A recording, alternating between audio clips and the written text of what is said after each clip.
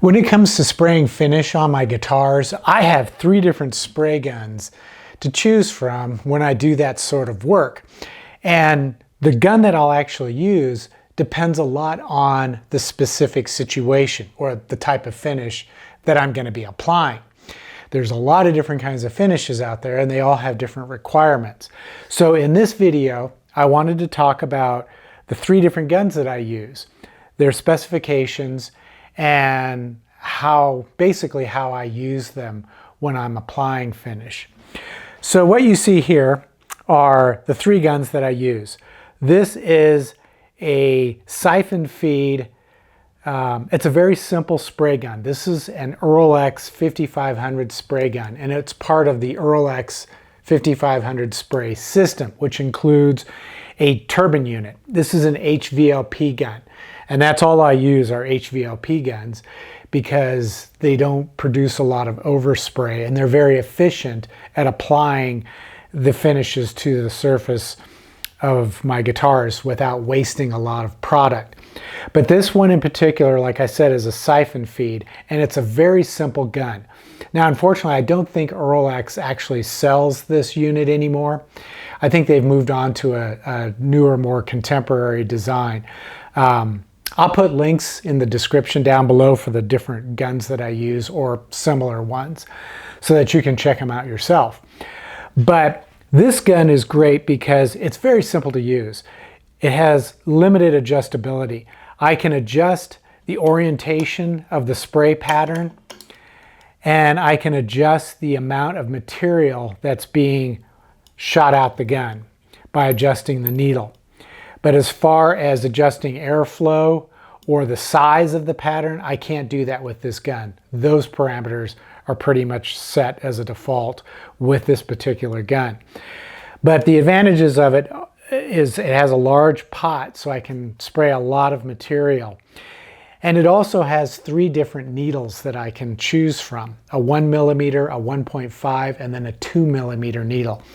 And that's going to be important a little bit later in this video as I explain how I use these guns. But then the next gun I have is the Qualspray QS125WB spray gun. This is really more of a finishing gun than anything else. I can change needles from 0.8 millimeters to 1.2 to 1.5 millimeters. So those are pretty small needles. And that's really where the advantage of this gun lies. Its ability to atomize thinner materials very finely, which works great when you're applying paint or doing burst effects, that sort of thing. It has much more adjustability. Not only can I adjust the orientation of the spray pattern, I can also adjust the size of the spray pattern. I can adjust the amount of material that's flowing through the gun. And then I have an adjustment here for airflow. But I typically leave this all the way open because I have a separate regulator attached to the gun with a dial that I can use to adjust the amount of PSI going into the gun, which is necessary when you're trying to really achieve fine control. And then I have at the bottom, this is a moisture trap, which really isn't necessary where I live. Colorado has a very dry climate, so I don't have to worry too much about moisture, but it came with the regulator, so I use it anyways. Now the next gun I have, this is the legendary, internationally famous Harbor Freight purple spray gun. And this is a gun that's Harbor Freight has been selling for years.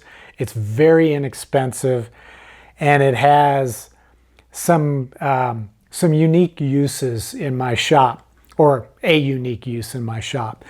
Now this gun it only came with 1 needle, a 1.4 millimeter needle, but I can adjust the orientation of the pattern.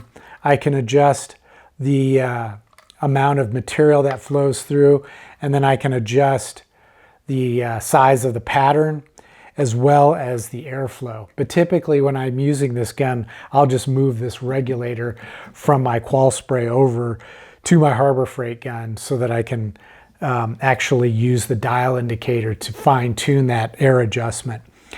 But like I said, this gun is used for a specific purpose, which I'll get into in a minute. But it's a very inexpensive gun and it works pretty well. Now to power these spray guns, I have two different air sources. The first is the Earlex 5500 spray station turbine unit, which powers the Earlex spray gun. And then for the Harbor Freight and the Qual spray, I use a simple, inexpensive 2.5 horsepower, 10-gallon compressor. Now that compressor works really well to spray these. Its output is about 6 CFM at 40 PSI, which is plenty adequate for both guns. However, 10 gallons is kind of cutting it close in terms of air volume. I think it would be better if I had a 20-gallon compressor, because as I'm spraying a guitar body, even though that's just a small item to spray a clear coat on, 10 gallons is right at the edge. I tend to run out of air as I'm spraying. However, as the compressor refills the tank, I can continue spraying, and I haven't noticed any issues using either spray gun when the compressor runs out of air. It just continues to work fine. It's just really noisy. So if I had a 20-gallon compressor, I could probably easily get through an entire guitar body without draining the tank. 40 or 60 gallon would be even better, but then you're starting to get into these huge units that take up a lot of space. So I like the little 10 gallon because it doesn't take up a lot of space here in my garage workshop. Now the nice thing about having a turbine unit is they're very compact and lightweight, so they don't take up a lot of space, and you can set it away on a shelf somewhere when you're not using it. And they are very efficient at supplying air for an HVLP spray gun like this Earlex. So why do I have three different guns? And why don't I just use one gun?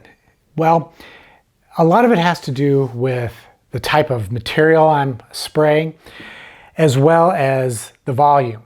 So first of all, as far as the type of material I'm spraying, when I'm going to be applying a tinted coating or like a dye stain, those products are usually thin enough that I can use my Qual spray gun, because with its very small needles, I can get really fine atomization, which allows me to apply color in a very smooth and consistent manner.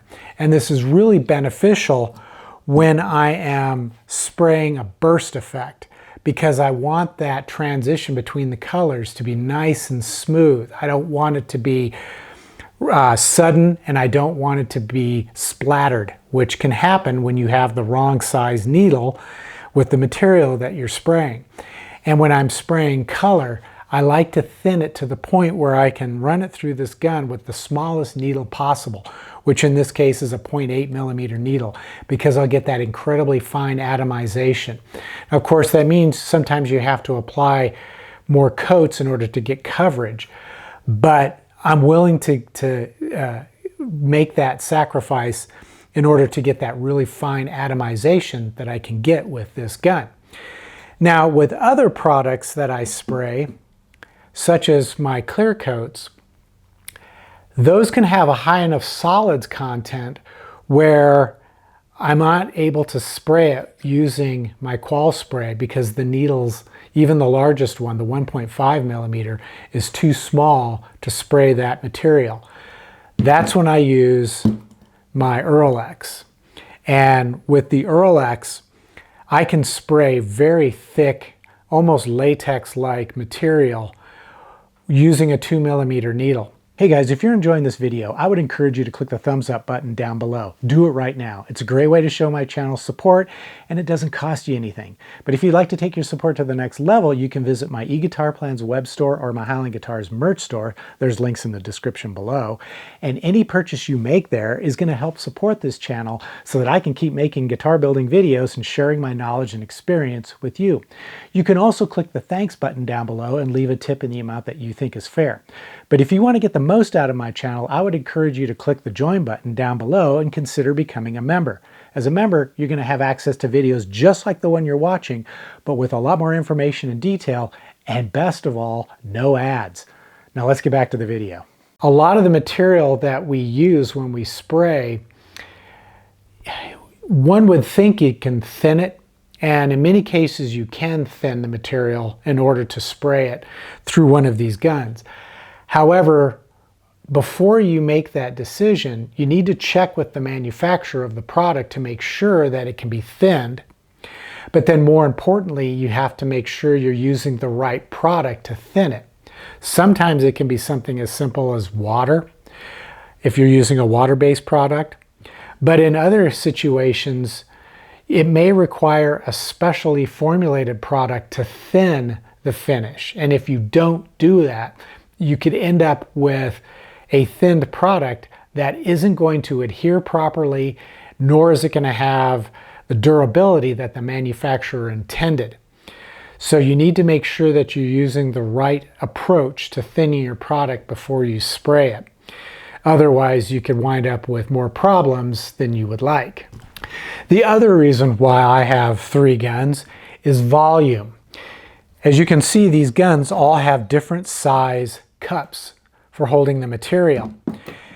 When I'm spraying a tinted lacquer or a dye stain and I'm using this gun, this little 4-ounce cup holds plenty of material in order for me to get adequate coverage on a guitar body.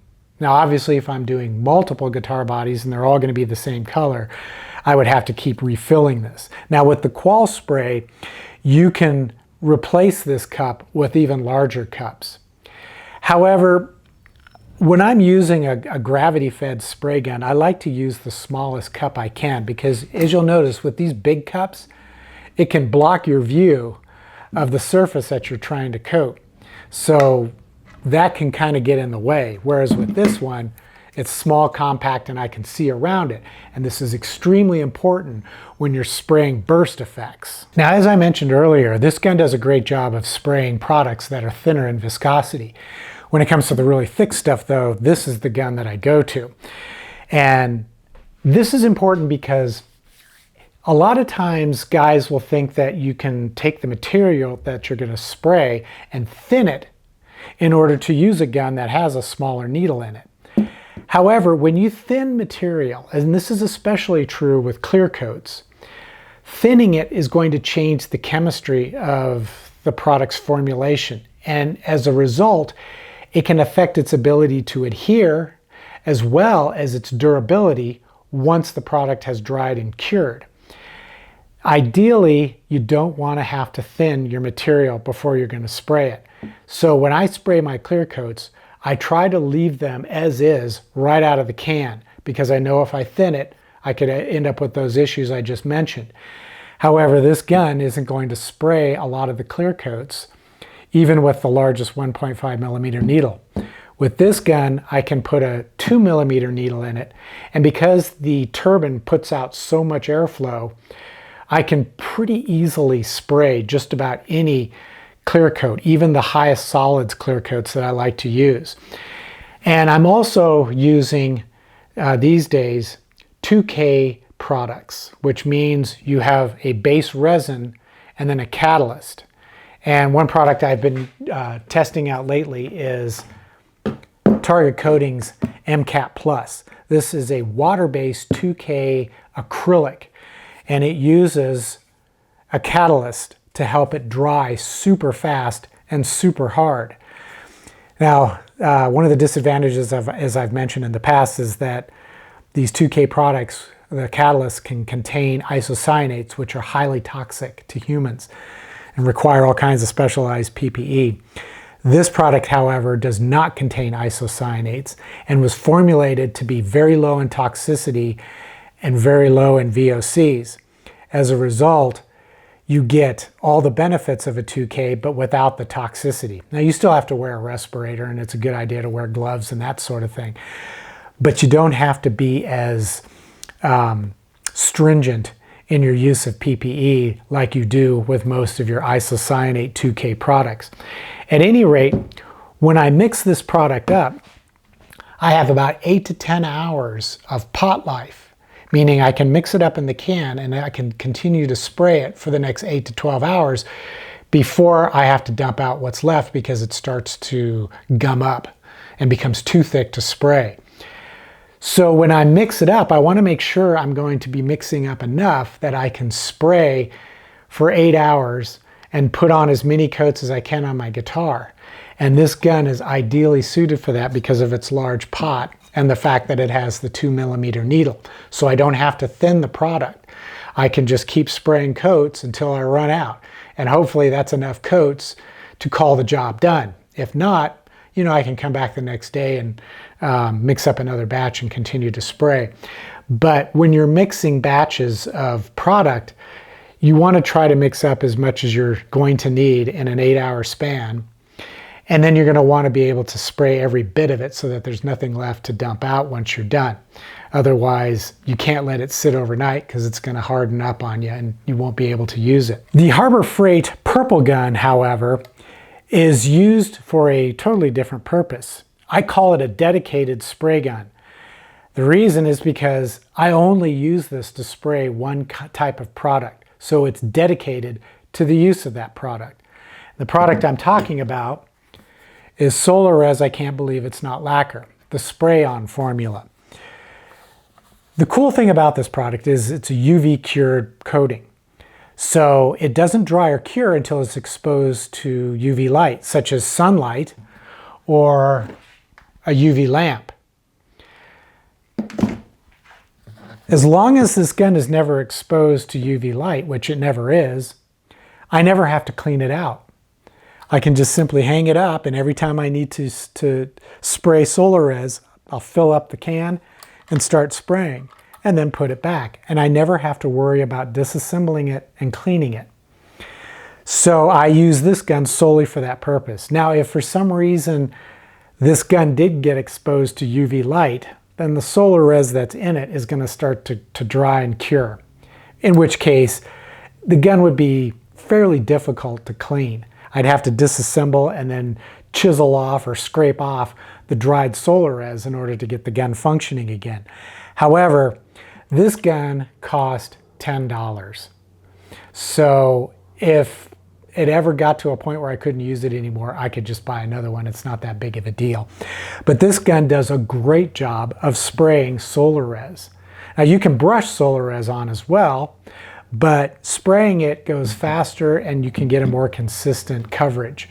So that's basically the reason why I have 3 different spray guns. Now you don't have to have 3 different spray guns. If you're going to develop your own finishing schedule and strategy using specific products, you can tailor a spray gun to meet those needs.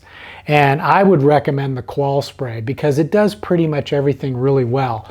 You can use the 0.8mm needle to spray a fine mist of paint and color onto your guitar, or you can jump up to the 1.5mm needle to spray your clear coats, as long as the clear coat is thin enough to run through this gun without having to thin it, or as long as you thin it properly with the right thinning, reducing products. So that's kind of the reasoning behind my rather unique method of using spray equipment. I hope you found this video to be useful. If so, stop what you're doing right now, maneuver your cursor down over that little thumbs up icon and click it. It doesn't cost you anything, and it certainly helps this channel. And of course, if you want to really support the channel, you can do all the things that I mentioned earlier in the video. And until the next episode, as always, take care, stay safe, and I hope you'll be back for more of these guitar building videos.